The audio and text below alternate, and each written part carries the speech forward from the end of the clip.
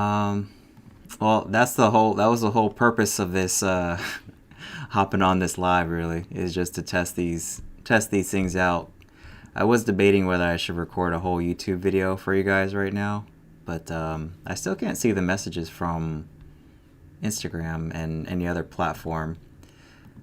Let's see. Okay, there's a huge delay from when you guys put something in the chat, just so you know, from the time I see it. So that's why I might not respond to your question right away, in case you're wondering. And it should probably be helpful to turn off that little chime that the chat does every time somebody says something, which I also don't know how to do that. Let's see. I guess the chats through Instagram aren't coming through. I don't know how to fix that, or if I can. Let's see. Instagram makes it pretty difficult to go live on a desktop, just so you guys know. YouTube works great, even TikTok works great, but I don't know why Instagram likes to make it so difficult to do lives. I mean, if you guys have any questions, I can stay on here for a few minutes. I just wanted to test this out. ManyChat. Do you use ManyChat to go live? I don't use ManyChat to go live. I mean, I use it for like the automations, you know. They actually have a pretty cool automation now where you can, if somebody follows you, you can immediately like DM them, which is how I have it set up on my Instagram. If you guys follow me on Instagram at AlexJ the Barber, then you'll actually get a DM from me. I think it's within a couple minutes. It's pretty quick. And then just basically to invite you to my free community, my free barber community. And that's it. But it was something I was doing anyways. It was like every Sunday or something, I would go and see like who followed me in the last week, send them a DM, invite them to join my community. Now that's all been automated. So for like $25 a month too, that's pretty easy. Pretty easy to do. But I didn't know that you can go live on ManyChat. I don't know if that's true. If that is, I might need to check that. I'm using Streamlabs right now, just if you guys are curious. I normally use Ecamm Live. Ecamm is super simple to use compared to this Streamlabs, but I do want to switch over to Streamlabs because it gives way more customization, way more features than Ecamm. Question: how many services can one person do within one business day? Assuming you're talking about a barber, and I think that really depends on two things. So how many haircuts you can do in one day depends on how long is your day, and then how many haircuts can you do per hour. So, for example, at our shop, let's say a barber works for 10 hours, and then the haircut time standard at our shop is 30 minutes. So if everybody that booked an appointment only got a haircut, then 10 times 2 is 20. So the max that they could do is 20 in theory. Now there are barbers that are much more efficient, right, in terms of their haircutting speed and efficiency, quality, everything really. So we do have barbers that can do more than that, right? Like, because sometimes, you know, you have a walk-in and they got an easy haircut. Your last client was an easy haircut. So in that case, you know, it's like maybe you can probably do more. My personal record, as far as the most haircuts I've done in one day, is 31 haircuts. So that was me back in probably like 2016. I did 31 haircuts in one day. I think it was like a 10-hour day. But I was doing 15-minute haircuts back then. So, you know, that was like 3-4 haircuts an hour. So it really just depends. How long does it take you to do a haircut? And how long are you at the shop? That's how you can easily figure out that number. that's also helpful to like figure out your business goals, right? Like if you want to figure out what the maximum that you could produce as a barber, or if you want to expand that even further and you want to see like, well, what could my barbershop do as a business, then you can actually like use the same math to figure out like what could my barbershop do in revenue if well, how many haircuts do you do per hour, or what are you charging per hour is actually a better way to look at it. And then how many stations do you have, and then how many hours are you open, and then you can project, you can figure out what's called your theoretical max, which sounds super fancy, but it's just like if in a perfect world, if every station was 100% occupied all the time by a barber and they were 100% booked and we were getting exactly what we want per hour, then this is what we could do. And I think you'd be shocked if you did the math to figure out like, wow, if I was 100% booked all day every day and then every station as a barber was full, I mean, barbershops can produce a lot of revenue. Like my shop alone is capable of doing probably between 1.5 and $2 million each, like per location, which is kind of crazy.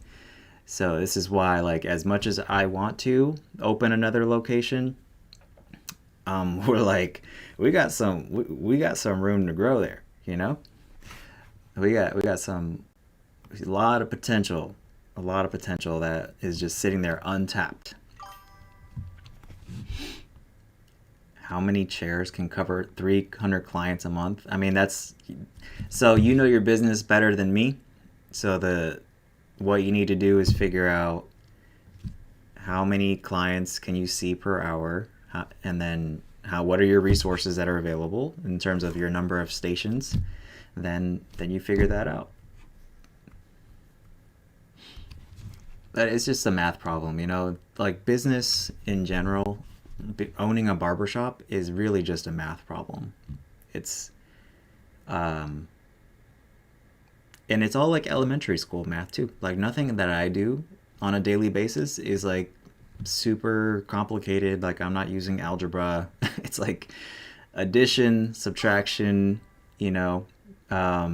multiplication, division. Like this is what I do. This is the barbershop owner math that I do. It's not like super complicated. It's just that most people don't do the math. And that was me. Most people don't want to do the math when it comes to running their barber business. And that's what gets you in trouble, right? And sometimes you can get it right. Like we did it for the first 5 years that I was in business. I didn't do any math, it just worked. But the second you start to scale and you start to add pressure to the business, that's when the pressure reveals those cracks in the foundation, right? And the second we went from one location to two, it was like I got a lot more skills I need to learn now, because the skills that I had to learn to get one location successful do not apply to two and beyond, right? I quickly realized that. So that's why I'm a big believer in data, facts, math, because that's what's required, I think, to get to the next level in terms of owning multiple locations. Thank you. Yeah, it is very hard. Great question, though. It's simply a math problem. That's actually one of the laws of barbering. I haven't actually made a video on it yet. I kind of paused that series because it didn't seem like a lot of people cared. I might get back to it, but I have this playlist on my YouTube channel called The Laws of Barbering, and where I just kind of go down these kind of truths, what I call them laws, that I've observed over the years, that I think are pretty much true in every scenario. And one of the laws that I have yet to make a video about is a lot of the questions that you or I may have about anything related to barbering. A lot of them can be answered by simply doing the math, or just testing it. Not everything is a math problem. Some things you just have to figure out by like, well, let's just test it, you know. But that's how you get the answers to a lot of these questions. Is you either have to do the math or you test it, and or both. You know, you do the math and then you test it, and then you figure out if your math was wrong after you test it. So it's really a math problem. But I think the beginning is hard because you don't actually know what to add up or subtract or divide, right? You don't know what, and you don't have anything to compare it to, right? Like what's good? What's a good number? But as over time, especially, we've been doing this 10 years now. We've been really seriously tracking data for like probably 5 years now. You start to get an idea of like trends and, benchmarks. Like, okay, like I have a pretty good idea now of like what a good barber looks like because we've been open for 10 plus years now, and we've seen, dozens, maybe hundreds of barbers come and go at this point. And I have a pretty good idea of what like a successful barber looks like. Am I wrong sometimes? Absolutely. Yeah. But it's just about getting more accurate, right? It's never going to be 100% when it comes to hiring barbers. But, if I can get to 70%, 80% of the people that I hire are successful in the shop, then I'd be pretty happy with that. Not everybody's going to make it, but if I can get most people to succeed, then that's a win. I consider that a win. So what other questions do you guys have? I'm surprised there's so many people hopping on live on a random Tuesday. I wasn't even supposed to go live today, but I had some time. I'm going into the shop in a few hours. I figured, you know what? Let me test this software. And I appreciate you guys helping me test this out. And just so you guys know, most of the chats that are coming through on my end, the chat messages are for people that are on YouTube, I think. But I'm also, I think, on Facebook and Instagram. But primarily what I'm looking at is the YouTube chat. I don't know how to get all of the chat messages or if it's even possible to show up in one spot. But that's the main chat that I'm looking at is the people that are watching this on YouTube, just so you guys know. What's up, bro? Just opened up my shop just before Christmas. Congrats. That's amazing. What city are you guys in? I'm curious. Where are you guys watching from? Man, I know what you're going through right now, man. It's exciting. It's a dream come true, but now it's just like, well, then now the hard work starts, man. And probably it took me, I think a few years before I started to seriously try to like search for barber shop owner mentors and courses and coaching. So I think I was running my shop for about 2 to 3 years, maybe a little bit more, before I started realizing like, it would be kind of nice if I didn't have to figure this out on my own. I mean, so that's why I do these things for you guys, because one day in the future, somebody's going to be struggling to grow their shop or just want to grow faster.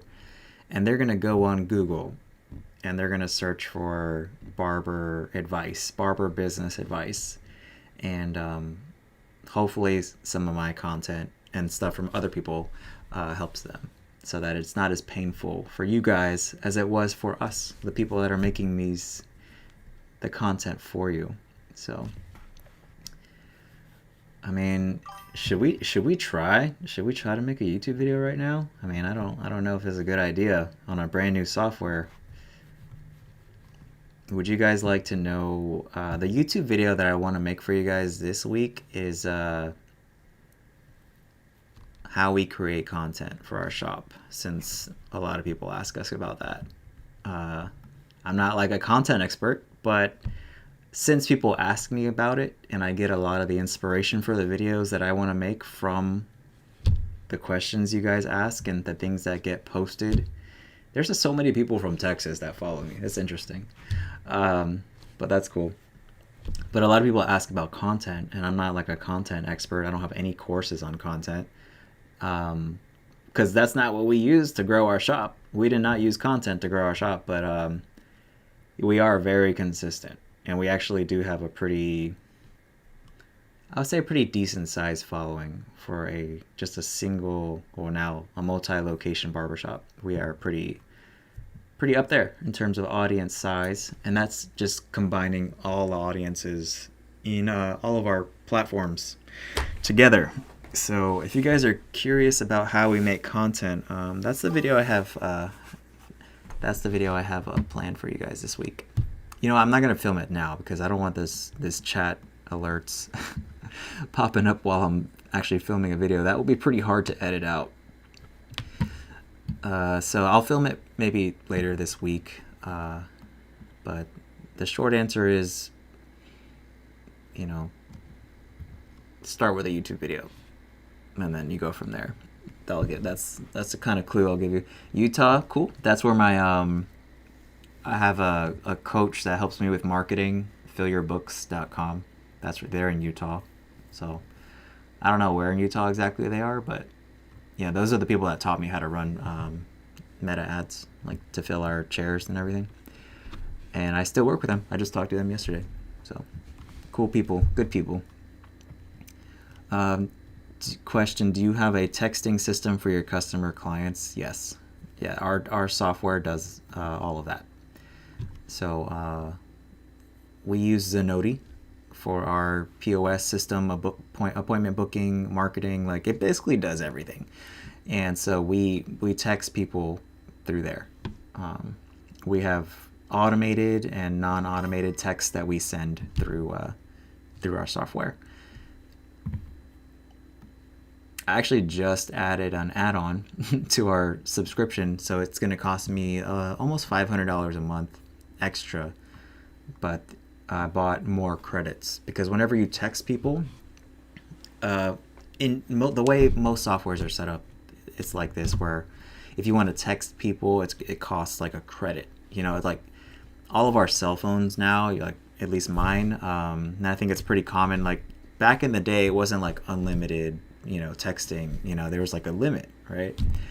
Now most people that I know like don't have like a limited amount of text that they can send on their cell phone plan, but at least all of the softwares that I've used are set up that way, where there is a limit to how many texts you can send.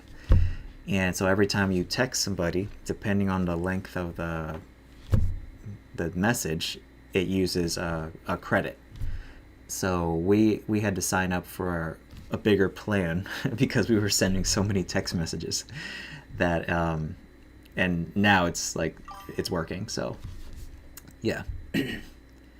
I highly recommend having a way to text your clients, though. Like, you don't always have to text people like on autopilot like we do, but you know, if you want to send out a text blast randomly, you can. It's just there if you need it, you know. But in short, everything that when we text people, it's through our software, Zenoti. I don't have any like third-party software for marketing. Let's see.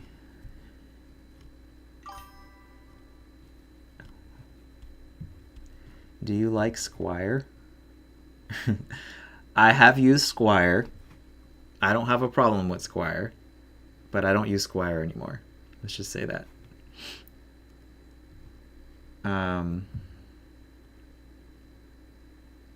I don't understand your question, Travion.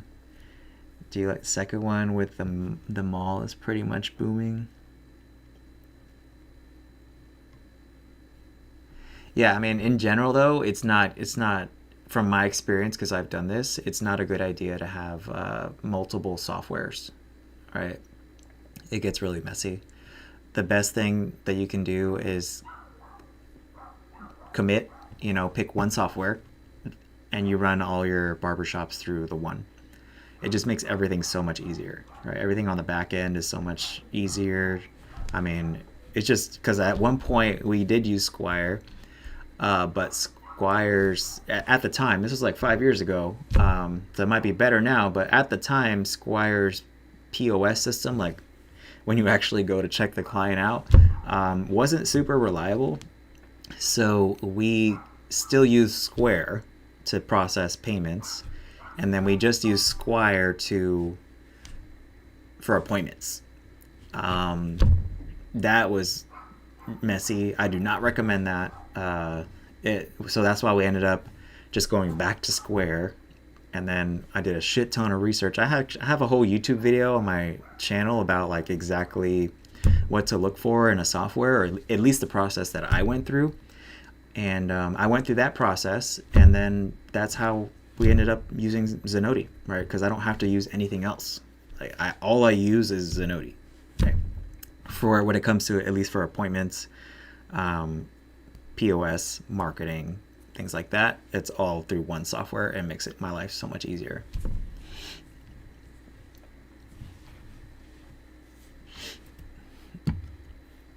Do I use Gusto? Yes. For payroll, I use Gusto. That's the only like other software that I use outside of Zenoti, right? And Zenoti is actually working to integrate payroll into they already have it. But I still use Gusto. That's the only like third-party software that I use that's related to running the shop, besides like QuickBooks. And yeah.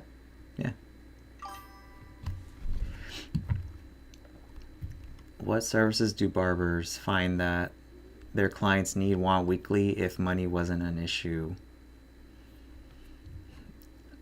So, I mean, you have to resist the urge sometimes to add things in your business, because you know what was a big belief breaker for me, because a lot of barbers and sometimes barbershop owners think that, man, if we just added this service, we can make so much more money. And maybe that's true, but the reality is chances are your shop is probably not the exception, and that if you look at your sales, probably 80% or more of the revenue that you produce is going to be from like one or two services. And I know that that's true, because that's exactly the case for my shop. Like, we did over $1 million in revenue last year, and more than 80% of that was from just haircuts and beard trims. So we could eliminate all we offer except haircuts and beard trims, and it probably wouldn't affect us at all. So, you know, when you're thinking about what services to add, it's definitely good to test things. But I would say, like, don't go crazy. Don't go crazy with like trying to add a bunch of services, because chances are most of the money that you make is gonna come from one or two things, you know, which should be like super comforting to you, because like you don't have to learn how to do all this shit like SMP and man units, and there is absolutely money in that, right? But I'm just saying, like, you can't be everything to everybody. It's going to be more complicated. There's all these different skills you have to learn. Like, you can make 6 figures a year just doing haircuts and beard trims, you know? So but the answer to what services clients would want and pay extra for, honestly, I mean, that is totally up to the clients that you're targeting, right? Some clients feel like, you know, $20 is too much for a haircut. So it's totally up to the clients that you want to serve. What do they find helpful? I'll give you a tip that that you might find useful. Is one thing that we've been experimenting with for the past, I want to say, like 2 years, is having like different versions of the services you already offer, right? So for example, we have 3 options for beard trims. Okay, so we started with one, which is our classic beard trim. It's a 30-minute service. It comes with shaping your facial hair however you want, you know, hot towel, straight razor. Barber takes about 20-30 minutes on you, and then you're done, right? And then we added a premium version of that service. Okay, so what we did was we said, okay, we're going to spend 45 minutes 30 to 45 on your beard. It comes with everything the classic haircut does, and then we also use a steam machine and maybe add some essential oil to make it smell really nice, make it feel like a super luxurious service. And then that went well. So then we said, okay, what if we added like a super cheap service? Like, not everybody cares for the hot towel, the razor. So then we created a third beard trim option, which is called a basic beard trim. So it's a stripped down version, 15-minute service. We'll trim your facial hair, we'll line it up for you with just the trimmers, and then you're done, right? So without even really creating like anything super crazy different, you can maybe get more money out of your shop or your chair by creating like basically a more upscale or a more basic version of your services. So think about what you can add to your current services to make it more valuable to your clients, and then think about what you could take away for those clients that don't care about that stuff. And then you have almost like a menu, and then they can almost choose how much they want to pay, right? And as long as you're pricing appropriately, then it doesn't matter, right? Because that's the way our prices are set up. It doesn't matter which service they choose. We're making the same per minute that the client is in our chair. So I don't care whether they book a basic or premium. They're paying for the time, so it doesn't matter to me, right? So yeah, hopefully that's helpful for you. But chances are, no matter what you add, 80% of your revenue is going to come from like one or two things. Same thing with products too. Made my first 100K. Now I have 3. Now year 3, have a shop and about to do another one. Very nice. Very nice. Next shop is for people who don't need walk-ins. Excellent. I mean, that's the way it should be, man. Max out the first one before you expand to the second one. That's awesome.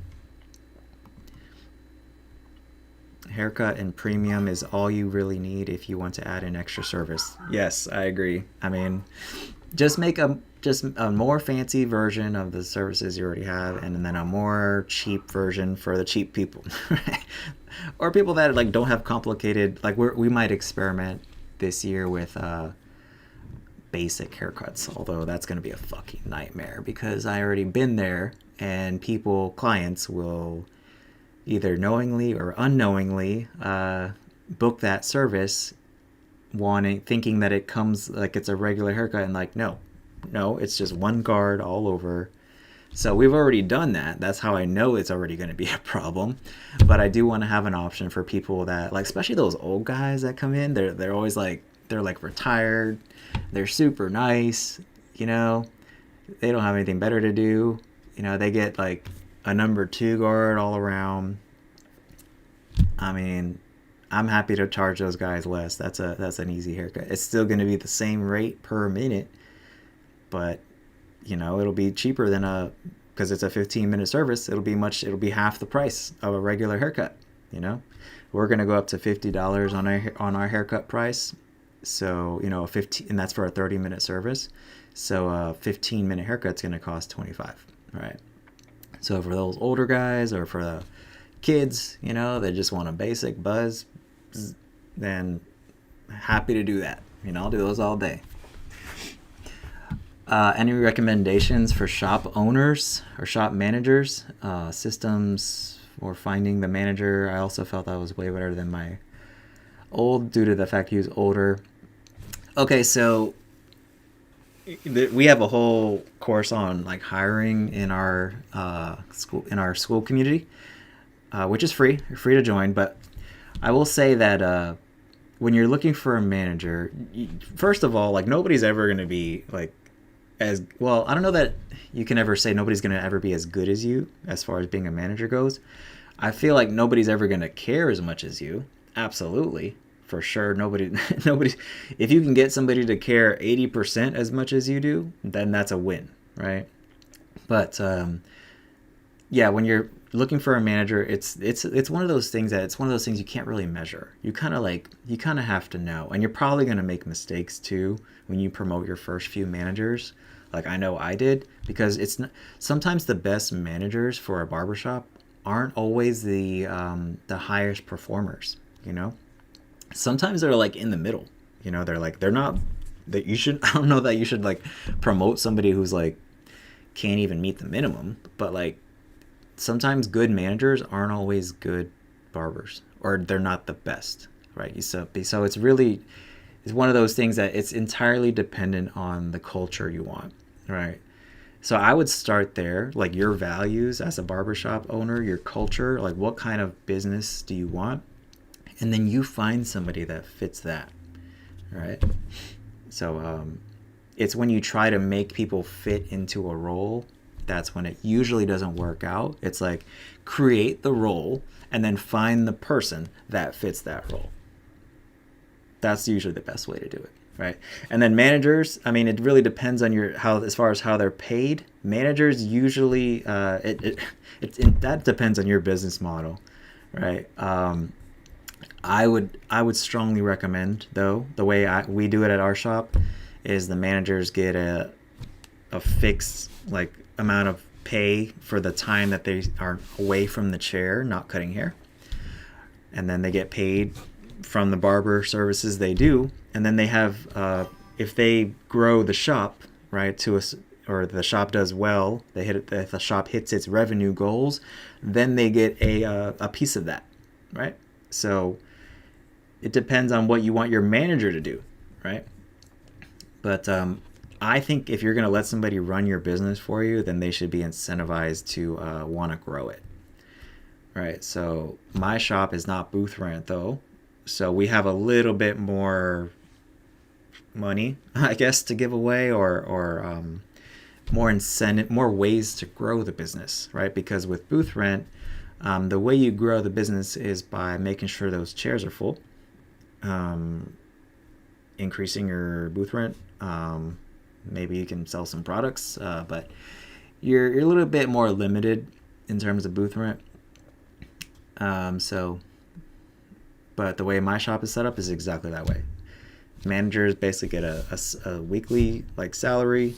They get paid for cutting the haircuts they do as a barber, and then they get a piece of the barbershop's revenue as a incentive to want to grow the shop. It's basically like being an owner, but without the risk. The way that my managers are paid. So just think about how that could apply to your specific business.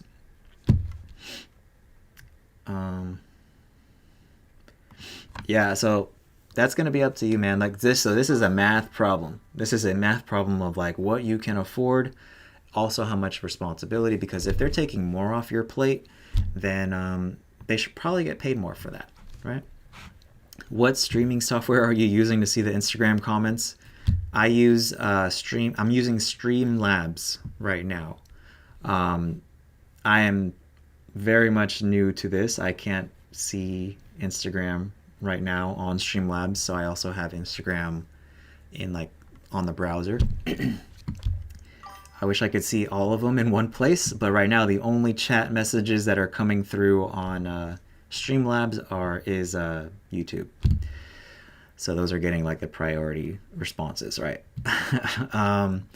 Would you ever take an owner percentage of another barbershop to help them grow? I don't know if I would say like no forever, but like as of right now, probably not, right? Like I'm very much focused on growing my own business. In the future, when we go to expand, I would certainly consider that. But as of right now, I mean, the way I see it, you don't have to give up any equity to benefit from my advice, right? Like just join my community. And it's free to join. And, there are courses in there if you want to pay, like you can, but you don't have to pay for anything. But between like the YouTube videos that I do, these calls, the content I put out, and the stuff in my community, I mean, I'm pretty confident you can grow your shop without giving up any equity. And equity is extremely expensive to give up. So think about that before taking on any partners. They should have either money or skill that you don't have, preferably skill. Like if I were to take on a partner right now, it wouldn't be for money. Like we can get money, like that's fine. I need somebody who, like, the perfect partner for me would be just somebody that's grown a barbershop to, 50, 100 locations or more, right? Because that's exactly what I'm trying to do. So, yeah, I would absolutely consider investing in barbershops in the future, but I would say that that is not something that is happening anytime soon. My goal is, focus on what I got here. I'm not like a content creator. I don't consider myself one. I don't make money from courses, and I don't make money from I don't even make money from this content, right? I do this to kind of share what is working for me, right? And hopefully that helps you guys. What is a comfortable salary for master barbers? I mean, I don't know. I mean, the average income for a barber is like 50 grand, probably less in the US. So, if you're making more than that, then you're in the top 50% of barbers. I think most barbers underreport their income, though, to be honest. All right. But that's the reality of what you just Google it. Like, the average barber salary in the US is like less than 50 grand. So if you're doing more than that, then you're doing pretty good. Half, weekly, quarter, maybe extra pay for any new hire. Yeah, I mean, you always want to tie how your people make more, I think, to how the business grows. That's how my barber's pay is structured. That's how my manager's pay is structured. So think about the behaviors that grow your business, and then try to figure out, how do I tie the how they make more with how the shop grows. How long did you work before you trusted the system? Let's see. I think it's a constant process. Like, I was behind the chair pretty much for all day, every day, for like the first 5-6 years of the shop, and then I've tried to retire a few times, and now I'm just kind of part-time in it, 2 days a week in the shop, or 3 days. I work Tuesday, Wednesday, Thursday. That's my schedule, from 2 to 7. So it's 15 hours total behind the chair for me. But I had to do, 6 years of work, more than that, to earn this, right? So yeah, that's my schedule. Yeah, there isn't a software where I can catch all the comments in one. Yeah, I get it. But, well, actually, Ecamm is what I normally use. That actually puts all the comments in one, but you have to have a Mac to use that. So that's what I normally do these lives on, is using Ecamm. But today I'm using Streamlabs because I want to switch. So I'm gonna figure it out. I'm gonna figure out how to get all these chat messages to show up in one spot. But the problem I was having last time, I solved that, was when the camera was moving all the time. So I think this is going to be a much better software to join, or to use going forward. Let's see, 200. You did 200K plus. That's amazing. I did personally struggle with getting walk-in clientele. Well, if you're struggling to get clients, the answer to that is always a marketing problem. Like, you just need to get more people. Now, how you want to do it depends on your skill and your resources, right? So the easiest thing that you can do right now is go start passing out business cards. If you don't want to do that, like, I've never done that. But you can also do the digital version of that, which is going on social media and, like, DMing people, which I have a course on how to do that in my community. But you can just go on social media and then find people in your area and then just DM them. It's like a digital handshake. But you can do that so much faster than walking down the street, right? You can DM 50 people in an hour. That would be hard to do that in person, like in real life, IRL, Bro is a content creator. I guess so, yeah. But I don't see myself as one. I'm just sharing the journey. But I don't make money from content. Is my point, I guess. This just helps me help you, I guess. Barbers can't retire. I mean, some barbers can. My barbers are going to be able to retire. They have a 401k, which I contribute to. So some barbers can retire. Probably most can't, though. Um, yeah. Oh, that was your next question. Outside of investing and outside of barbering to help you retire. Is there a system for barbers? Yeah. So I have my barbers have a 401k, which since I'm an employee of my business, I also have a 401k.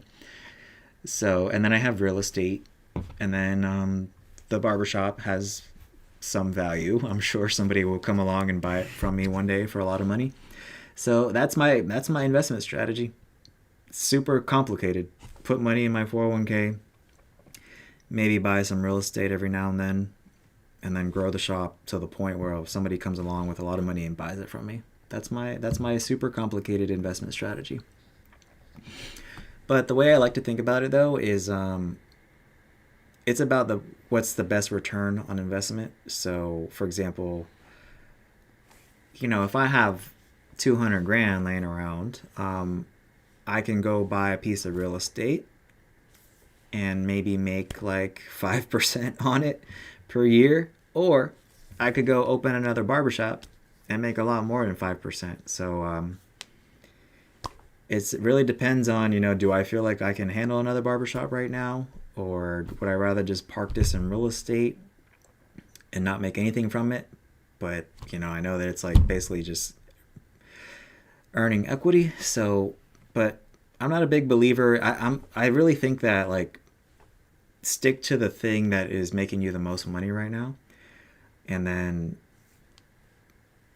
maybe in the future look at investing outside of that. I think everything else is just a distraction and probably not going to make you as much money as just like focusing on the main thing, right?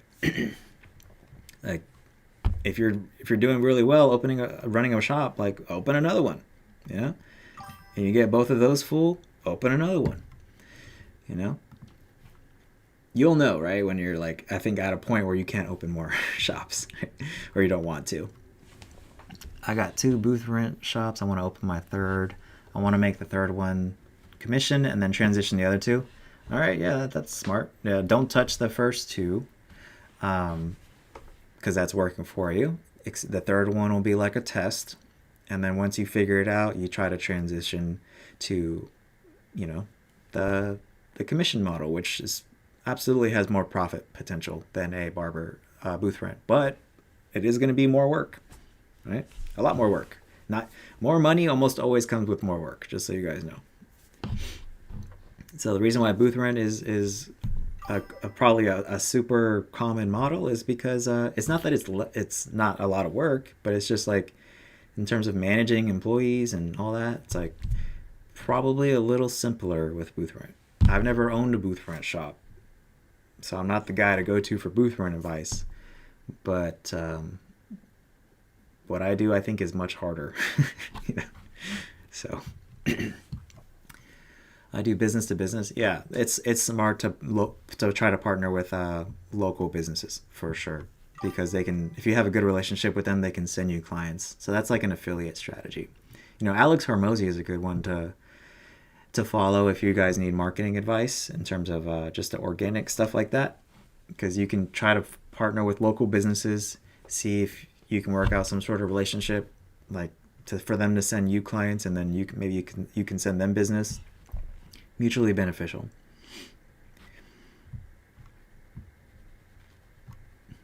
Let's see. These messages are coming in faster than I can read them now. It's interesting.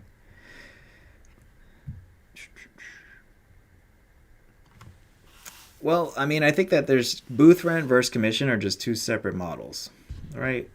And so the people that are on booth rent, that love being on booth rent, are never going to come work for you if you own a commission shop. And believe it or not, there's some people that don't ever want to be on booth rent. Like probably half my team has been on booth rent. They know what it's like. So they don't want to go back to that, right? So you have to understand that, like, just like with your haircuts and your prices, like you're never going to be able to appeal to everybody in terms of clients. It's going to be the same way with barbers. You have to choose the type of business that you want to run, and just realize that it's not going to appeal to everybody. Yep. You have a full clientele. That's amazing. I would say, though, that if you don't have time as a barbershop owner, if you don't have time dedicated to work, 7 days a week, or, you do the work that grows your business before your day starts at the shop or after you get home, but you have to spend time working on the business, because cutting hair is not necessarily going to grow your shop as much as working on the business and hiring and working on the marketing, right? So try to carve out some time in your week, even if it involves blocking some of your day out, so that you can work on the business. That's what I do. Actually, and the ratio changes. Like, the bigger the business gets, I think the more you have to dial back. That's at least what I did. So I started out literally working 7 days a week at my shop. I didn't have any time. My lunch break was the time to work on the business, right? And then as the shop grew, I wanted to focus more on working on the business. So I started dialing back time. And eventually I ended up where I am now, which is, I do hair part-time, and I'm working on the business most of the time.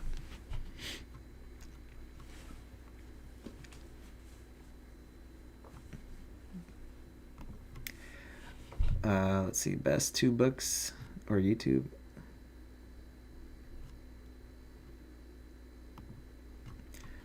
Are you asking for book recommendations? On what specific topic? Because there's a lot of good books. Do you own the building your shop is in? No, I lease. Which, there's pros and cons to that. But one of the pros is that we can leave. If we don't like that location anymore, the neighborhood goes downhill. All right, we can just move. No big deal. But, we're also not really building any equity either. So that's the trade-off. But I also don't have to worry about paying for something if something breaks. I'm just like, call the landlord. So there's trade-offs there. But I think if you can own the real estate, then that's amazing. We don't. But I think if you have that ability to, then that's certainly a smart thing to consider, right? If it's right for you. Like, if you plan on moving around, then probably don't want to buy the building. Have I hired girls, and is it complicated? I'm trying to figure out how to say this, but most of my team is identify as female. And I've had good experiences with both sides, or with we'll put it that way. So it really depends on how you run your shop. It doesn't really matter what they call themselves, male, female, whatever. Do they like working for you? Are they achieving the goals that they had when they decided to become a barber? Everybody had a goal in their head, and they will stay with you if they feel like they are moving closer to that goal. What's a good ratio for, are you talking about rent ratio, rent to revenue? So this will probably be the last question I answer, but I was told that your rent should not exceed 10% of your revenue. So that is going to be different depending on your business model, right? But that is, or it was either 7 or 10%. For context, like for us, it's like 5%. 5% of our rent goes to, or 5% of our revenue goes to rent. So it's actually, well within the a healthy ratio. So it's smart to, I think, depending on your business model, to try to get the smallest space when you're starting out, right? Try to get the smallest space that you can, Because you can always move. Like it is a pain. It is a pain in the ass to move. But I would rather start as a barber, as a new barbershop owner. I would rather start with the smallest possible space, with the lowest overhead, and then if you outgrow that space, okay, just move. Like it's hard to move, but it's not impossible, right? So yeah. Well, you got to be careful how you answer questions on the internet, you know. Um, but I've had good experiences and bad experiences with every sort of gender that you can imagine. So yeah. All right, guys. This went way longer than I was expecting. So appreciate you helping me test this software out. And if you guys need more help, I have a free community called the Barber Mastermind. It's Skool, SKOOL.com/barbers. It's 100% free to join. There I have all my courses, and there's 3,000 plus other barbers. So if you have any other questions between now and the next time that you see me, go there. Right? So I'm going to end it for today. I don't know when I'm going to go live again.